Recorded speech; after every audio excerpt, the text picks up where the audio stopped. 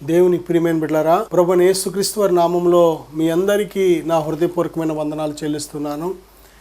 ఈ సమయాన్ని దయచేసిన దేవాది దేవునికి కూడా ఎన్నో లెక్కలేనని నా హృదయపూర్వకమైన స్తుతులు చెల్లిస్తున్నాను. ప్రియ బిడ్డలారా, ఈరోజు దేవుని చిత్తాన్ని గురించి మరికొద్ది మాటలు మనం దేవుని వాక్యాన్ని ధ్యానం చేయబోతున్నాం. దేవుని యొక్క వాక్యంలోకి మనం వెళ్ళే ముందుగా చిన్న ప్రార్థన చేసుకుని దేవుని ఆత్మ సహాయాన్ని మనం కోరుకుందాం. పరిశుద్ధుడా, ప్రేమగల తండ్రి, మహోన్నతుడా, మాట్లాడే దైవమా, మాతో మాట్లాడండి ప్రభువా.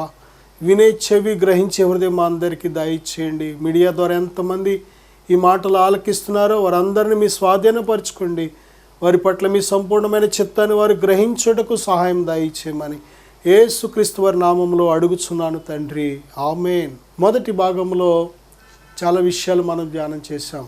అలాగే ప్రభువైన యేసుక్రీస్తు వారు ఒక మాదిరి, తండ్రి చిత్తం నెరవేర్చుటయే ఆహారము అని, అలాగే నా ఇష్టము కాదు కానీ నీ చిత్తమే సిద్ధించునుగా కానీ ప్రభు నేర్పిన ఒక చక్కటి దేవుని చిత్తానుసారమైన ఒక జీవితాన్ని గురించి మనం నేర్చుకుంటున్నాం. ఈ భాగంలో మరికొన్ని విషయాలు మనం చూద్దాం. రోమపత్రిక 12వ అధ్యాయం 2వ వచనంలో మనం చూసినట్లయితే, దేవుని చిత్తమేదో పరీక్షించి తెలుసుకున్నట్లు మీ మనస్సు మారి నూతన మగుట వలన రూపాంతరము పొందుడి. చూడండి, ఈ లోక మర్యాదను అనుసరింపక మన మనస్సు మారి నూతన మగుచున్నప్పుడు దేవుని చిత్తాన్ని మనం స్పష్టంగా గ్రహించగలుగుతున్నాం. దేవుని చిత్తం ఎలా గ్రహించగలమంటే హృదయము ద్వారా, మనస్సు ద్వారా గ్రహించగలం.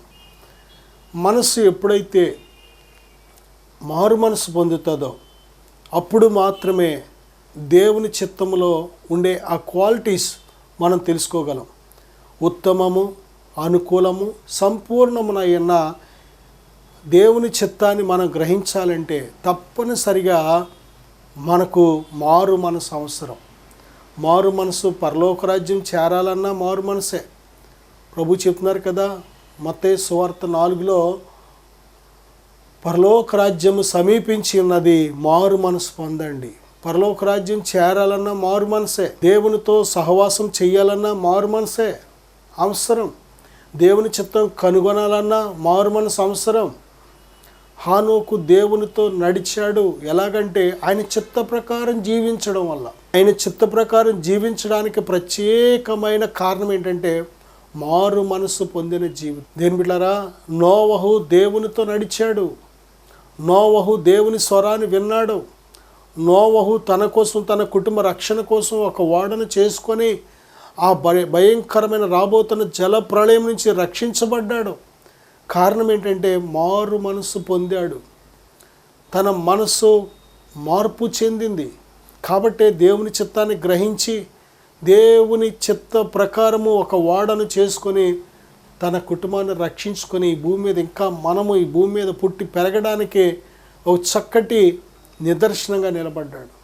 ఒక మూల కారకుడిగా, మూల పితరుడిగా నిలబడ్డాడు. దేని బిడ్డలారా, దేవుని చిత్తం ఎంత అవసరమో చూడండి. దేవుని చిత్త ప్రకారం మనం జీవించకపోతే దేవుని రాజ్యం వెళ్ళలేం. దేవుని కుటుంబంలో పాలు భాగస్తులం కాలేం. దేవుని చిత్త ప్రకారం మనం ప్రార్థన చేయకపోతే ఎన్నిసార్లు అడిగినా, ఏమి అడిగినా ఏమీ పొందుకోలేం. ఎందుకంటే ఆయన చిత్తానుసారముగా మనము ఏమి అడిగినను అది దయచేసే దేవుడు. మన ఇష్ట ప్రకారం మన కోరికలు తీర్చడానికి కాదు దేవుడు. దేని బిడ్డారా, నా యందు నిలిచి ఉండండి, మీ యందును నేను నిలిచి ఉందును. దేని బిడ్డారా, నా ఆజ్ఞలు మీరు గైకొనిన ఎడల మీకు ఏమి ఇష్టమో అడుగుడి అంటున్నాడు ఆయన. ఆయన చిత్తము చేస్తేనే, ఆయన మాటను వింటే నీ మాట ఆయన వింటాడు, అంతే తేడా. ఆయన మాటను వినకుండా నీ మాట వినడు ఆయన. నువ్వు ఎంత ప్రార్థించినా, ఉపవాసం ఉన్నా, కన్నీరు కార్చినా ఆయన అస్సలు ఆలకించడం. ఆయన మాట మనం వినాలి. మీరు నా యందు, నా మాటలు మీ యందు నిలిచి ఉండిన ఎడల మీకు ఏమి ఇష్టమో అడుగుడి అంటున్నాడు దేవుడు. మనకి ఏమి ఇష్టమో అడగమంటున్నాడు. అడుగుడి మీకు ఇవ్వబడును, వెదకుడి మీకు దొరుకును, తట్టుడి మీకు తీయబడును. ఇంత గొప్ప వాగ్దానాలు ఎందుకు చేశాడు? ఇవ్వడానికే, తెరవడానికే. దేని బిడ్డారా, నీకు సహాయం చేయడానికే, నేను ఆశీర్వదించడానికే దేవుడు సిద్ధంగా ఉన్నాడు. అయితే మన బ్రతుకులు దేవుని చిత్త ప్రకారం ఉండాలి. మన బ్రతుకులు మన ఇష్టానుసారంగా నడిపించుకొని మనకు నచ్చినట్టు మనం ప్రవర్తించి, మనకు నచ్చినట్టు మనం జీవించి, దేవా నాకు ఆరోగ్యమి, దేవా నాకు డబ్బు, దేవా నాకు అది ఇది అంటే ఇది అసాధ్యం. ఆయన చిత్తానికి విరోధమైనది, ఆయన స్వభావానికి విరోధమైనది ఏది దేవుడు చేసే దేవుడు కాదు. ఆయన యొద్దకు, నా యొద్దకు రండి, నేను మీ యొద్దకు వస్తానంటున్నాడు. దేవుని యొద్దకు రావడానికి ఎంతో గర్వం. దేవుని యొద్దకు రావడానికి డబ్బు అడ్డొస్తుంది. ఈరోజు మన స్టేటస్ అడ్డొస్తుంది, మన చదువులు, మన ఉద్యోగాలు, మన అధికారాలు, దేని బిడ్డ మన సొంత జ్ఞానం, ఈ సమాజం ఎన్ని అడ్డులో దేవుని యొద్దకు రావడానికి, హృదయం సమర్పించడానికి ఎన్ని ఆటంకాలు ఎదురవుతూ ఉంటాయో. బ్రాందీ షాప్కి వెళ్ళడానికి ఎవరు ఆటంకపరచరు. దేని బిడ్డలారా, చెడు పనులు చేయడానికి వెళితే ఎవరు ఆటంకపరచరు. జీవితాల్ని పాడు చేసి నాశనం చేసే పనులకు వెళుతుంటే ఆటంకపరచుకోండి చాలా తక్కువ. బాగుపడడానికి సిద్ధపడితే, రక్షణ పొందడానికి సిద్ధపడితే, మారు మనసు పొందడానికి సిద్ధపడితే, దేవునికి జీవితాన్ని సమర్పించి దేవుని కోసం సాక్షిగా బ్రతకడానికి సిద్ధపడితే మాత్రం ఎన్ని ఆటంకాలు. ఈ సమాజం అంతా కూడా నీకు విరోధమైపోతూ ఉంటుంది. అందుకే ప్రభు చెప్తున్నారు, లోకము తన వారిని స్నేహించును, మీరు లోక సంబంధులు కారు, లోకములో నుండి నేను మిమ్మలను ఏర్పరచుకుంటుని, అందుచేతనే లోకం మిమ్మల్ని ద్వేషిస్తుంది. నా సహోదరుడా, నువ్వు సంపూర్ణమైన దేవుని చిత్తం చేస్తున్నప్పుడు ఈ లోకం నీకు విరోధంగా ఉంటూ ఉంటుంది. భయపడకు. దేవుడు తన చిత్త ప్రకారం, ఆయన చిత్తానుసారమైన మనస్సు ఎవరిలో ఉంటుందో వారిని విడిచిపెట్టాడు దేవుడు. దావీదు ఆయన చిత్తానుసారమైన మనస్సు గలవాడంట. అందుకే దేవుడు దావీదుని విడిచిపెట్టలేదు. ఆయన సింహాసనం మీద ఆయన కుమారుని కూడా కూర్చోబెట్టడానికి కారణం ఏంటంటే, దావీదు దేవుని హృదయానుసారంగా బ్రతికాడు. ఒక్కసారి తప్పు చేశాడు, దానికోసం తన కన్నీటితో పరుపు కొట్టుకొని వెళ్ళేలాగా ఏడ్చాడు. దేని బిడ్డలారా, ఈరోజు మన ఆత్మీయ జీవితాలు ఎలాగున్నాయి? మనం దేవుని దృష్టిలో లోబడేవారికి ఉన్నామా, తిరుగుబాటు చేసేవారికి ఉన్నామా? ఒకసారి మనల్ని మనం పరిశీలన చేసుకోవాలి. దేవుని చిత్తము మన జీవితాలకు మేలు, క్షేమము. దేవుని చిత్త ప్రకారం జీవించేవాడు నిరంతరము నిలుచును. లోకము దాని ఆశ గతించిపోతున్నాయి, దేవుని చిత్తమే నిలిచేది. దేవుని చిత్త ప్రకారం జీవించేవాళ్లే నిలిచేవాళ్ళు. దేవుని చిత్తం నీ జీవితంలో జరిగితేనే దేవుని రాజ్యానికి నీకు ప్రవేశం. దేవుని చిత్తానికి విరోధమైనది ఏదైనా ఉంటే అసహించుకో. దేవుని చిత్తం కానిది విడిచిపెట్టే. నా సహోదరుడా, సహోదరు, రోమాపత్రిక 12:2 దేవుని చిత్తం గ్రహించాలి అంటే ఈ లోక మర్యాదను అనుసరించకూడదు. లోక మర్యాదలు, లోక ఆచారాలు, లోక పద్ధతులు ఇవన్నీ కూడా మనం దేవుని చిత్తం గ్రహించకుండా చాలా అడ్డుబండలుగా ఉంటూ ఉంటాయి. చాలా జాగ్రత్త. లోకము కావాలి, నాకు దేవుడు కావాలి అంటే you cannot satisfy 2 masters. You must choose the one. దేవునిని కోరుకుంటావా, లోకాన్ని కోరుకుంటావా? దేవునిని కోరుకుంటావా, సిరిని కోరుకుంటావా? రెండిట్లో ఏదో ఒకటే కోరుకోవాలి. జీవం కోరుకుంటావా, మరణం కోరుకుంటావా? పరలోకం కోరుకుంటావా, నిత్య నరకం కోరుకుంటావా? ఏదో ఒకటే ఆప్షన్. ఒక వరలో 2 కత్తులు ఏ విధంగా ఎమడవో ఒక మనిషి ఏదో ఒక నిర్ణయమే చేసుకోవాలి. కొద్దిసేపు దేవుని బిడ్డగా, కొద్దిసేపు లోకం సంబంధిగా, కొద్దిసేపు దేవుని బిడ్డగా, కొద్దిసేపు సాతాను బిడ్డగా, ఈ విధంగా నువ్వు కొద్దిసేపు చీకటి, కొద్దిసేపు వెలుగు, కొద్దిసేపు లేచి కొద్దిసేపు పడి, ఈ విధంగా ఉంటే నీకే నష్టం. ఎవడను 2 యజమానులకు దాసుడుగా ఉండనేరడు. దేని బిడ్డ, ఎవరో ఒక్కరిని ప్రేమించాలి, ఎవరో ఒక్కరికి దాసుడిగా, దాసురాలుగా ఉండాలి. దేవునికి లోబడు. దేవుని చిత్తం చెయ్యాలి, దేవుని సంతోషపరిచే బిడ్డగా నువ్వు ఉండాలని ఆశపడినట్లయితే స్వైచిత్తాన్ని పూర్తిగా సిలివేసేయి. స్వైచిత్తాన్ని పూర్తిగా చంపివేసేయి. ఎవడైనా నన్ను వెంబడింపగోరిన ఎడల తన్ను తాను ఉపేక్షించుకొని తన సిలువనెత్తుకొని నన్ను వెంబడింపవాలని ప్రభు ఖచ్చితంగా చెప్తున్నారు. నిన్ను నువ్వు సిలువేసుకో. దేవుని ప్రియమైన బిడ్డలారా, మనం దేవుని కోసం బ్రతకడానికే దేవుడు ఈ జీవితాన్ని ఇచ్చాడు. దేవుని కోసం మనం బ్రతకకపోతే ఈ జీవితానికి అర్థం లేదు. దేవుని కోసం మనం బ్రతకాలి. ఒక్కటే జీవితం, మరొక జీవితం లేదు, మరొక జన్మ లేదు. మోసపోవద్దు. ఈ లోకం విడిచిపెట్టిన మరుక్షణమే మన క్రియలు మన వెంట వచ్చేస్తాయి. మన లెక్కలన్నీ కూడా క్లోజ్ అయిపోతాయి. నువ్వు మంచి క్రియలు చేస్తే, దేవుని చిత్తానుసారమైన క్రియలు చేస్తే పరలోకంలో గొప్పవాడు అనిపించుకుంటావు. నీ క్రియలు సరిలేకపోతే నీ క్రియలు నిత్య నరకానికి ఇడ్చుకువెళతాయి. సాతానుతో పాటే నిత్య నరకానికి మనం వెళ్ళవలసి ఉంటుంది. దేని బిడ్డ, దేవుడు చెప్తున్న ఈ సత్యాన్ని నమ్ము. దేవుని చిత్తము ఎఫెసీ పత్రిక 6:6 మనం చూస్తే దేవుని చిత్తాన్ని మనస్పూర్వకంగా జరిగించాలంట. ఏడుస్తూను తిట్టుకుంటూ సణుక్కుంటూ కాదు. ఇది దేవుని చిత్తము అని నీకు తెలిసినట్లయితే మనస్ఫూర్తిగా సంతోషంగా దేవుని చిత్తాన్ని చెయ్యి. అప్పుడే దేవుడు సంతోషిస్తాడు. ఆయన చిత్త ప్రకారం జీవించడానికి ఏడవలసిన పని లేదు. కొలస్సీ పత్రిక 1:10 దేవుని చిత్తాన్ని సంపూర్ణంగా గ్రహించేవారిగా మనం ఉండాలని దేవుడు కోరుతున్నాడు. దేవుని చిత్తం గ్రహించగలుగుతున్నామా మనం? దేవుని చిత్తం సంపూర్ణంగా ఏ వ్యక్తి గ్రహిస్తాడు అంటే, ఒక వ్యక్తి నూతన జన్మ అది రియల్ అయితే, ఒరిజినల్ అయితే, ఒక వ్యక్తి మారు మనసు నిజమైనది అయితే ఆ వ్యక్తి తప్పనిసరిగా దేవుని చిత్తాన్ని గ్రహిస్తాడు. సరైన పశ్చాత్తాపం లేకుండా, తన పాపములను గురించి సరైన పశ్చాత్తాపం లేకుండా, ఆ పాపాన్ని విడిచిపెట్టకుండా మనసులో ఇంకా పాపాన్ని లక్ష్యం చేసే గుణం ఉన్నట్లయితే దేవుని చిత్తాన్ని ఎప్పటికీ గ్రహించలేవు. నిన్ను మోసపరుచుకుంటూ ఉంటావు. యేసుక్రీస్తు ప్రభువారు నీ పాపముల నిమిత్తము, మనందరి పాపముల నిమిత్తం ఆయన శిలువ మీద వెల చెల్లించాడు కనుక, యేసునందు ఎప్పుడైతే విశ్వాసం ఉంచావో నీ ప్రాచీన పాత పాపపు పురుషుడు శిలువ మీద సిలువేయబడ్డాడు. యేసయ్యతో పాటు చనిపోయాడు పాపపు మనిషి. ఇది గ్రహించాలి. అపొస్తలుడైన పౌలు గలతీ 2:20 చెప్తున్నాడు కదా, నేను క్రీస్తుతో కూడా సిలువ వేయబడి ఉన్నాను. మొదటిగా పాపపు పురుషుడు, ప్రాచీన పురుషుడు సిలువేయబడాలి.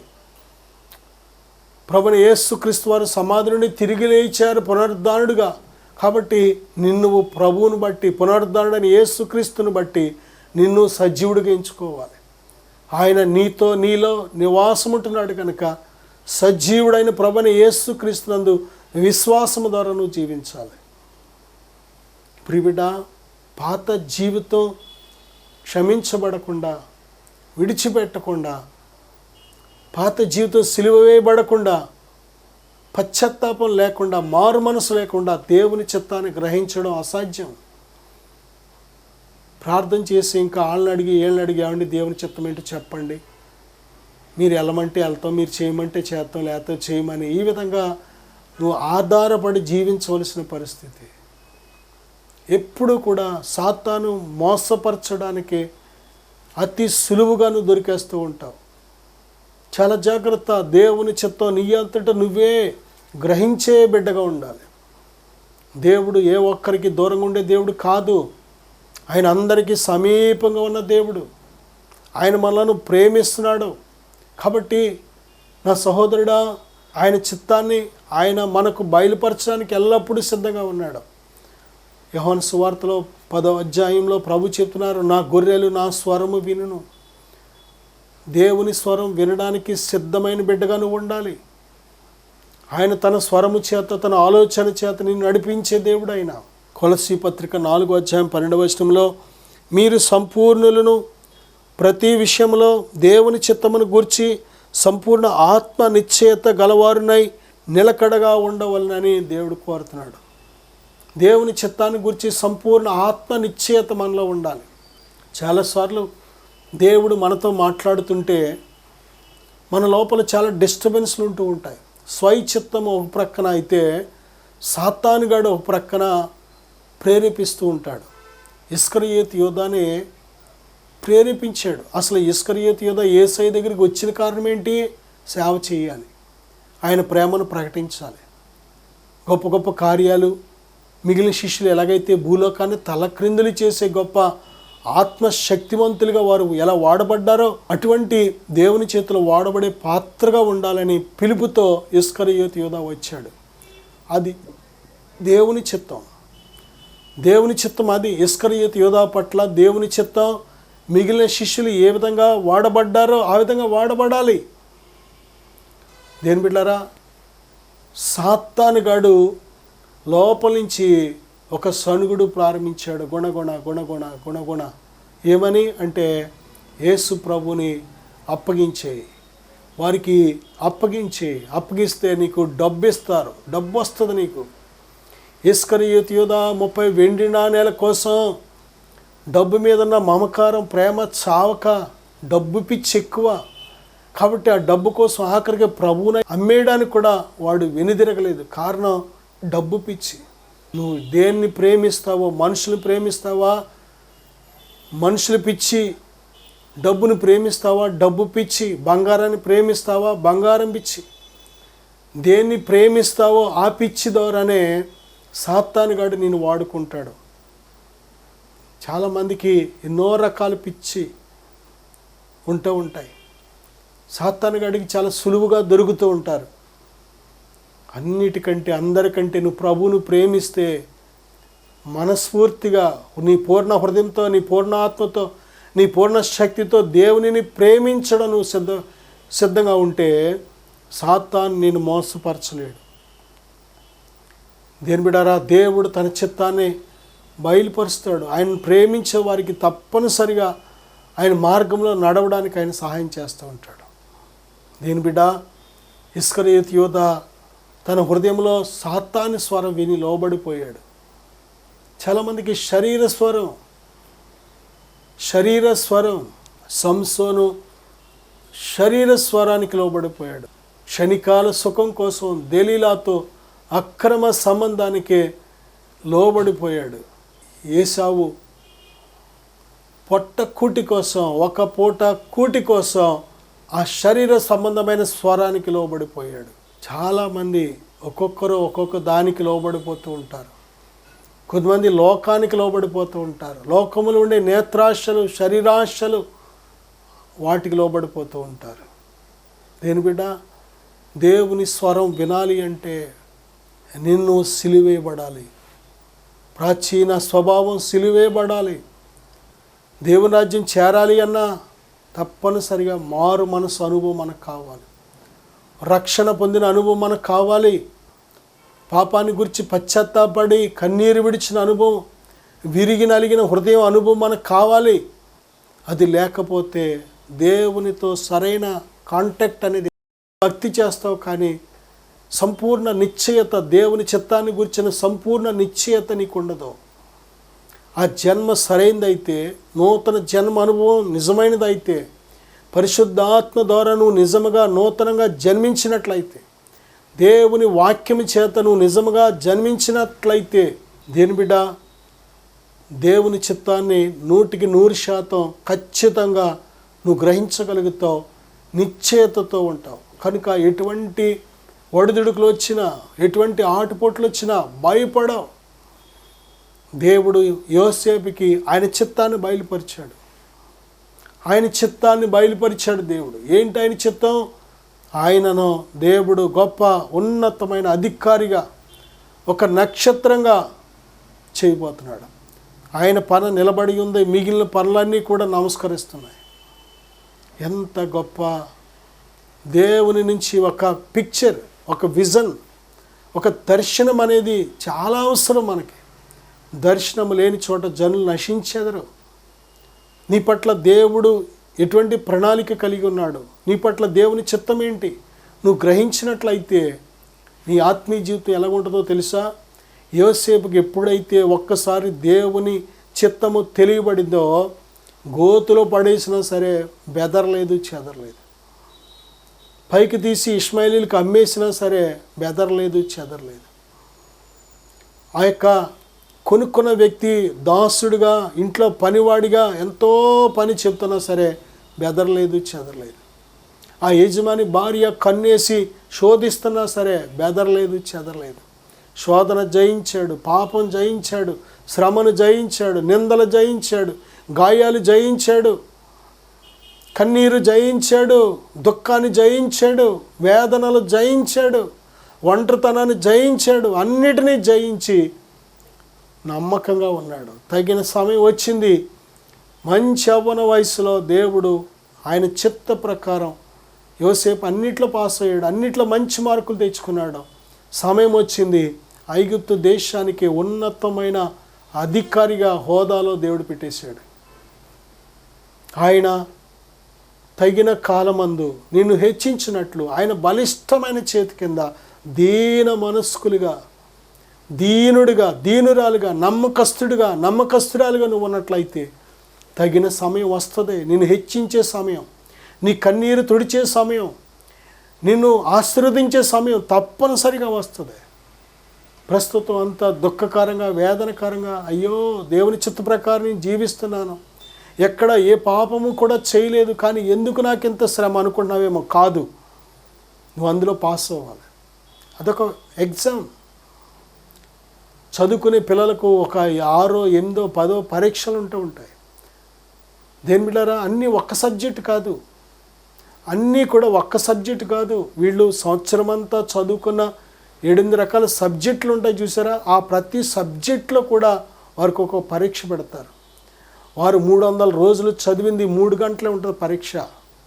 3 రోజులు ఏమీ ఉండదు పరీక్ష, ఒక్క 2 గంటలో 3 గంటలో ఉంటుంది. ఆ 3 గంటల్లో ఆ పరీక్షలో ఓపికతో వారు చదివింది, వారు జ్ఞాపకం ఉంచుకున్నదే సరైన జవాబు రాయగలిగితే మంచి మార్కులతో వారు పాస్ అవుతారు. రేపొద్దున ఉన్నతమైన చదువులకు కానీ, ఉన్నతమైన ఉద్యోగాలకు అప్లై చేయడానికి కానీ ఎంతో బాగుంటుంది, సిద్ధంగా ఉంటారు వాళ్ళు. నీవు కూడా అంతే. మనం పొందబోయే మహిమ ముందు, మనం పొందబోయే నిత్య మహిమ ముందు, దేవుడు మనకు దయచేయబోయే జీవ కిరీటం ముందు, దేవుడు మనకు ఇవ్వబోయే జీతం ముందు ఈ శ్రమలు ఎన్నదగినవి కాదు. దేని బిడ్డ, యోసేపు జీవితంలో దేవుని చిత్తం గ్రహించాడు కనుకనే ఎక్కడ చిక్కు చెదరలేదు. ఈరోజు దేవుని పిల్లలని చెప్పుకునేవారు సైతం ఎంతోమంది శ్రమలు వచ్చేటప్పటికి భయపడిపోతున్నారు, శోధన వచ్చేటప్పటికి పడిపోతున్నారు, జయించలేకపోతున్నారు. నేత్రాశలు, శరీరాశలు, లోకమును, ఈ లోకాన్ని, సాతాను పన్నాగాలు జయించలేకపోతున్నాం. సాతాను ఎన్నిసార్లు మనల్ని మోసం చేసేస్తున్నాడు, ఎన్నిసార్లు మన జీవితాల్లో గలిబిలి చేసేస్తున్నాడు. కారణం సంపూర్ణమైన దేవుని చిత్తాన్ని మనం గ్రహించకపోవడం. బిడ్డ, దేవుని చిత్తం ఎప్పుడు కూడా మనము ఇది దేవుని చిత్తం అని కన్ఫర్మ్ అవ్వాలి.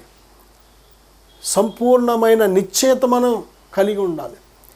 దేవుని చిత్తానికి పూర్తిగా లోబడిపోవాలి. నా సహోదరుడా, సహోదరి, దేవుని చిత్తము ఎంత ఉన్నతమైనదో, దేవుని చిత్త ప్రకారం జీవిస్తే దేవుడు దాచించిన మేలు ఎంత గొప్పదో తెలుసా. దేవునికి లోబడి మనం బ్రతికితే ఆయన మనల్ని ఎంత గొప్ప పచ్చిక గల చోట్లకు నడిపిస్తాడు, శాంతికరమైన జలముల యొద్దకు నడిపిస్తాడు. ఆయన మంచి గొర్రెల కాపరి, తన గొర్రెల కోసం శిలువ మీద ప్రాణం పెట్టి చనిపోయి తిరిగి లేచిన పునరుద్ధారుడైన కాపరి ఆయన మనల్ని శాశ్వతమైన ప్రేమతో ప్రేమిస్తున్నాడు. ఆయనలాగా మనల్ని ప్రేమించేవాళ్ళు ఈ లోకంలో ఎవరు లేరు. ఆయనే మన మేలు కోరేవాడు, ఆయనే నీ క్షేమము, నీ మేలు కోరేవాడు, నువ్వు ఆరోగ్యంగా ఉండాలని కోరేవాడు, స్వస్థపరుస్తున్నవాడు ఆయనే. నువ్వు స్వతంత్రంగా బ్రతకాలని సాతాను బంధకాల నుంచి విడిపిస్తున్నవాడు ఆయనే. నీ దుఃఖ దినములు పోగొట్టి నీకు నెమ్మది ఇచ్చేవాడు ఆయనే. ఈ లోకంలో ఎవరు కుదర్చలేని నీ సంకటాలు కుదిర్చేవాడు ఆయనే. ఆయన వైపు చూడు, మనుషుల వైపు కాదు, పరిస్థితుల వైపు కాదు. పరిస్థితుల వైపు చూస్తే నువ్వు బ్రతకలేవు, పరిస్థితులను చూస్తే దేవుని కోసం నిలబడలేవు, నడవలేవు, సాగలేవు ముందుకి. ఈ లోకమంతా చీకటితో నిండి ఉంది. ఈ లోకమంతా కూడా అలలతో, గాలులతో, పెనుగాలులతో నిండి ఉంది. పలానా వాళ్ళు బాగున్నారు, సంతోషంగా, హ్యాపీగా, ఆరోగ్యంగా ఉన్నారు అనడానికి ఎక్కడా లేదు. ఎక్కడ చూసినా, ఏ జీవితంలో చూసినా ఏదో ఒక ఓటమి, ఏదో ఒక బంధకం, ఏదో ఒక చీకటి, ఏదో ఒక పాపం ఏలుబడి చేయడం, సాతానుగాడి చేత పీడించబడుతున్న వారు ఎంతోమంది. దేని బిడ్డారా, ఈ కడవరి దినాల్లో నీ మట్టుకు నువ్వు కాపాడుకోవాలి అంటే, నీ మట్టుకు నువ్వు రక్షించుకోవాలి అంటే, నీ కుటుంబాన్ని సిద్ధపరచుకోవాలంటే దేవుని చిత్తాన్ని గురించి సంపూర్ణమైన నిశ్చయత మనం కలిగి ఉండాలి. యాకోబు రాసిన పత్రిక 4వ అధ్యాయం 15వ వచనంలో, కనుక ప్రభు చిత్తమైతే మనం బ్రతికి ఉండి ఇది అది చేతమని చెప్పుకోవాలి. ప్రభు చిత్తమైతే రేపు ఏమి సంభవించునో మనకు తెలీదు. కొంతసేపు కనబడి అంతలో మాయమైపోయి ఆవిరి వంటి వారు మనం. ఒకానొక పట్టణమునకు వెళ్ళి 1 సంవత్సరం ఉండి వ్యాపారం చేసి లాభం సంపాదిద్దాం, ఇల్లు కట్టుకుందాం, పెళ్ళి చేద్దాం పిల్లలకు, లేకపోతే అప్పులు తీర్దాం, ఎన్నో రకాల ఆలోచనలు పెట్టుకుంటూ ఉంటాం. కానీ రేపు ఏమి జరుగుద్దో మనకు తెలియదు. దేవా, నీ చిత్తం నాకు బయలుపరచు నాయన. వెళ్ళమంటావా వద్దంటావా? ఎంతమంది అడుగుతున్నాం. వద్దు అంటే ఆగిపోయే వాళ్ళు ఎంతమంది, వెళ్ళు అంటే వెళ్ళడానికి సిద్ధంగా ఉన్నవారు ఎంతమంది. దేని బిడ్డ, ఈరోజు ఎంతమంది దేవుని చిత్తానికి లోబడుతున్నాం, దేవుని చిత్తాన్ని జరిగించే వారికి ఎంతమంది సిద్ధంగా ఉన్నాం. ప్రిబిడ, ఇది అనుకూలమైన సమయం, ఇదే రక్షణ దినం. దేవుని చిత్తాన్ని మనం గ్రహించి దేవుని చిత్తానికి లోబడి దేవుని చిత్తంలో మనం సాగే సమయం.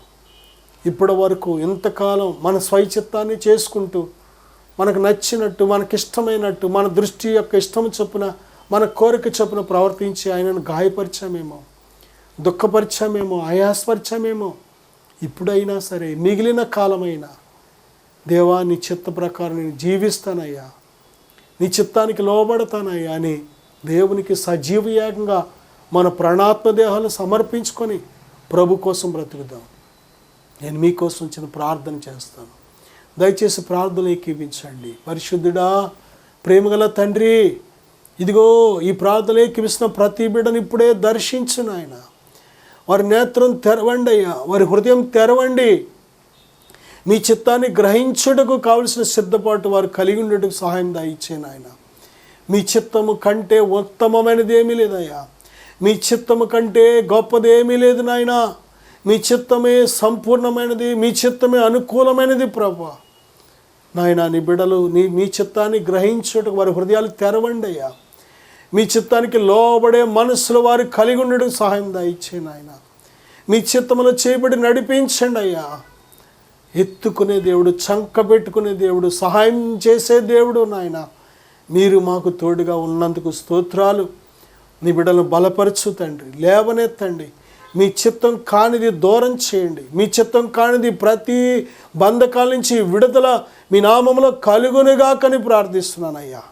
నాయన, మీకు ఇష్టం లేనిది, మీ చిత్తము కానిది ప్రతిదీ నీ బిడ్డల జీవితాల నుంచి బయటికి పొమ్మని ఆజ్ఞాపిస్తున్నాను తండ్రి. మీ సంపూర్ణ చిత్తం నీ బిడ్డల జీవితంలో నెరవేర్చబడని గాక. మీ చిత్తమే బిడ్డల జీవితంలో నెరవేర్చునుగాక. తండ్రి, కృప చూపించమని, దీవించి ఆశీర్వదించమని యేసుక్రీస్తు నామములో ప్రార్థిస్తున్నాను తండ్రి. ఆమేన్. God bless.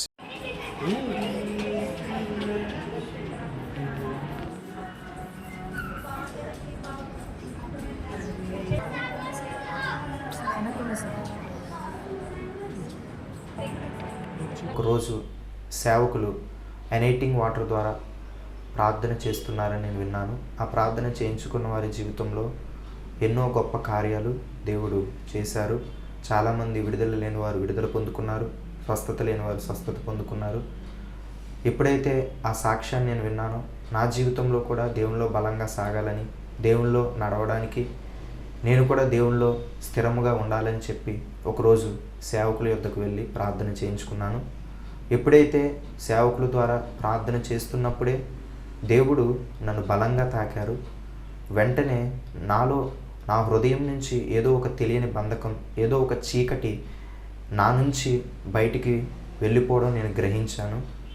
ఎప్పుడైతే అలా చీకటి బంధకం నా నుంచి వెళ్ళిపోయిందో నా హృదయం చాలా తేలికైంది.